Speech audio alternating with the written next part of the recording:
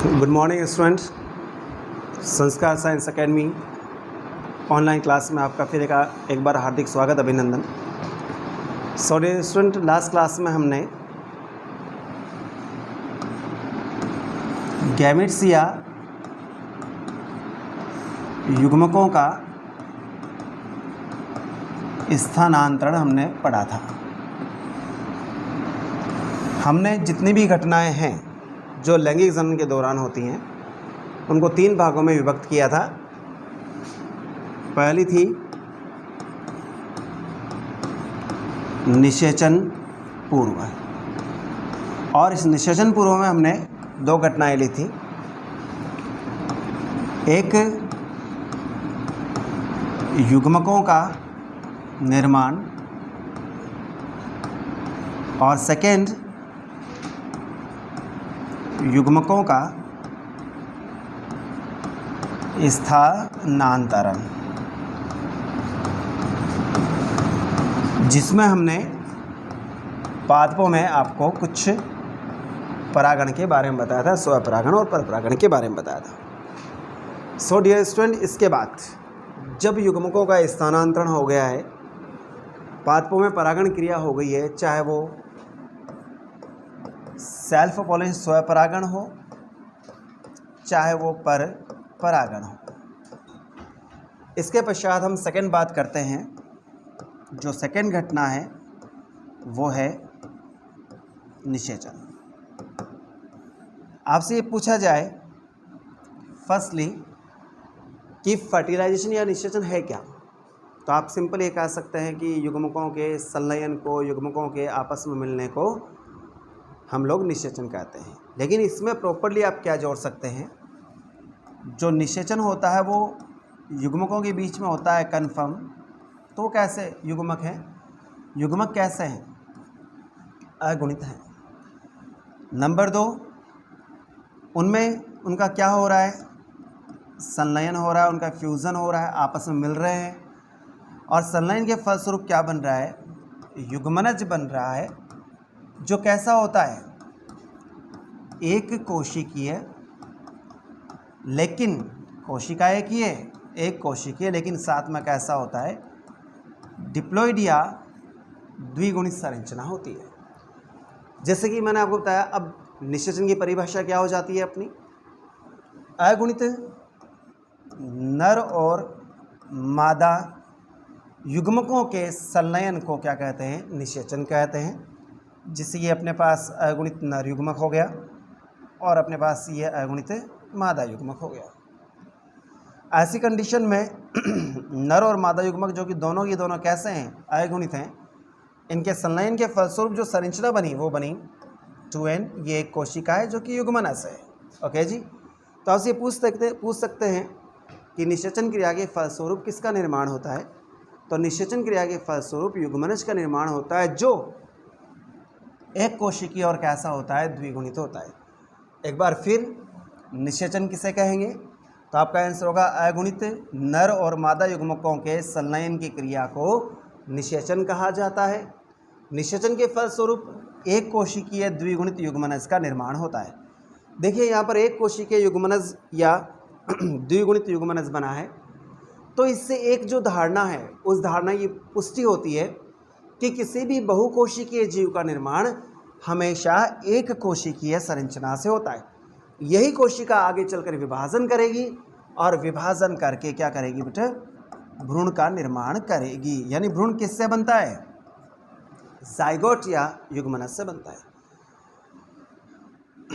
इसके पश्चात बेटा नेक्स्ट, क्या कभी ऐसा हो सकता है कि बिना निषेचन के, विदाउट फर्टिलाइजेशन, बिना निषेचन के भ्रूण का क्या हो जाए? निर्माण हो जाए, या युग्मनज बन जाए या भ्रूण बन जाए? तो ऐसा होता है, कुछ पादपों में से देखने को मिलता है, जिसे हम बोलते हैं, एक शब्द यूज कर रहा हूं मैं, अनिषेक जनन, और एक शब्द है बेटा अनिषेक फलन। देखिए यहां पर 2 शब्द हैं। एक का नाम है अनिषेक जनन या पार्थेनोजेनेसिस,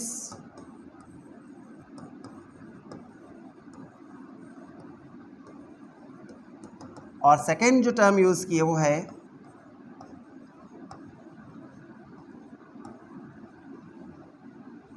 पार्थेनोकार्पी। दोनों में डिफरेंस क्या है? अगर आपसे ये पूछा जाए कि अनिषेक जनन क्या है, तो बिना निषेचन के, विदाउट फर्टिलाइजेशन, किसका निर्माण? भ्रूण के निर्माण को हम बोलते हैं अनिषेक जनन।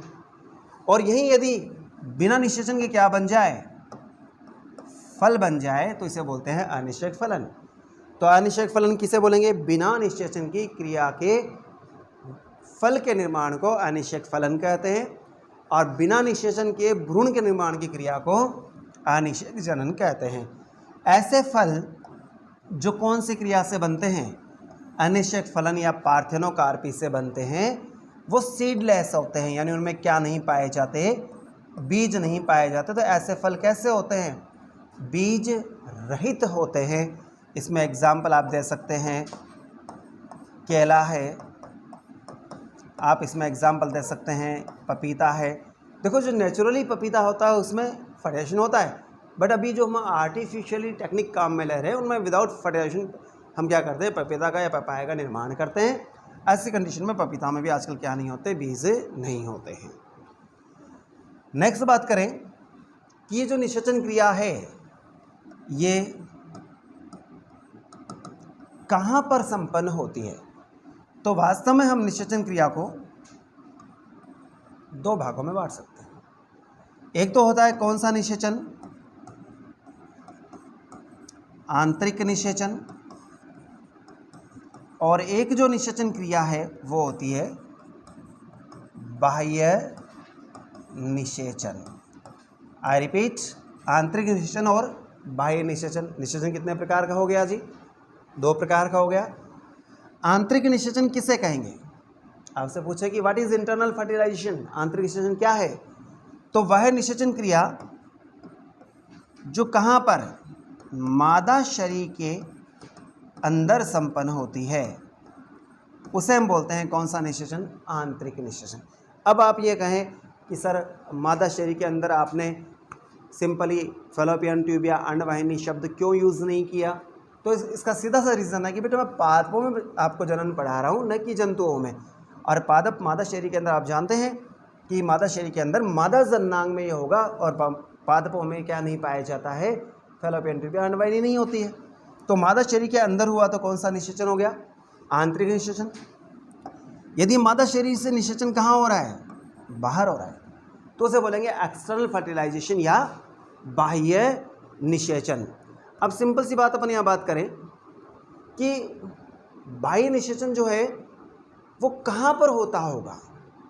तो बाह्य निषेचन शरीर से बाहर जनरली कौन से माध्यम में?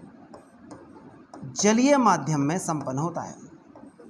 अब जलीय माध्यम में आपसे पूछा ऐसे कौन से पादप हैं जो जलीय माध्यम में पाए जाते हैं?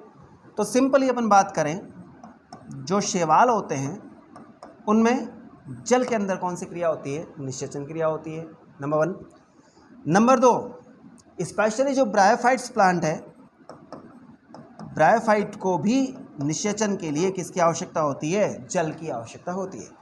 तो निषेचन कितने प्रकार का हो गया? देखिए, मैं फिर बता रहा हूँ, मैं जंतुओं के बारे में नहीं बता रहा हूँ, मैं पादपों के बारे में अपने लोग डिस्कशन कर रहे हैं यहाँ पर। तो आंतरिक निषेचन जो मादा शरीर के अंदर होगा, और बाह्य निषेचन जो मादा शरीर से बाहर कौन से माध्यम में होगा? जलीय माध्यम में होगा। चाहे निषेचन आंतरिक हो चाहे निषेचन बाह्य हो, दोनों में ही एक कोशिकीय और द्विगुणित युग्मनज का निर्माण होता है। अब एक और चीज,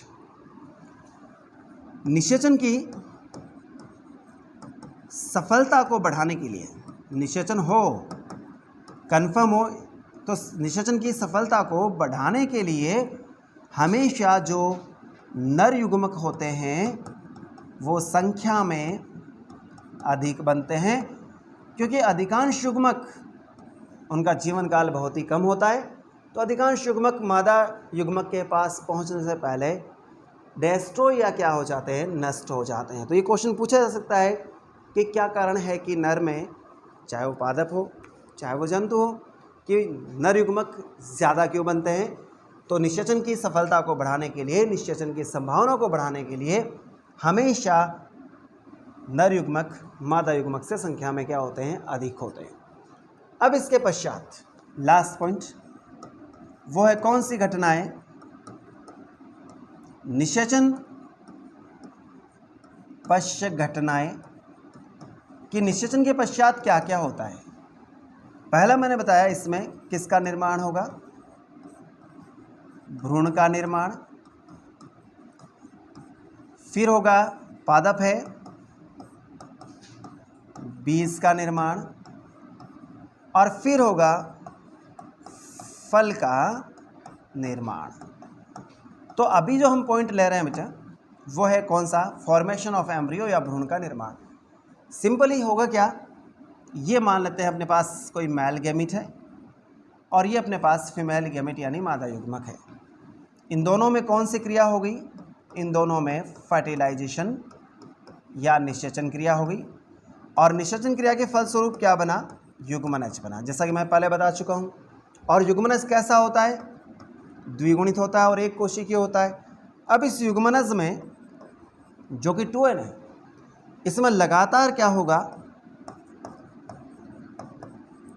समसूत्री विभाजन होगा और बहुकोशिकीय एम्ब्रियो या भ्रूण का क्या होगा, निर्माण होगा।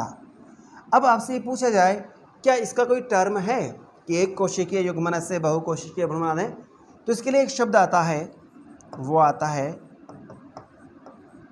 भ्रूणोद्भव, एम्ब्रियोजेनेसिस।